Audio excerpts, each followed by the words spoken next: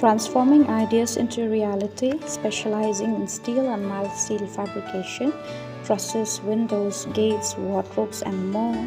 Quality finish, affordable prices. Contact via WhatsApp business number 8256910379.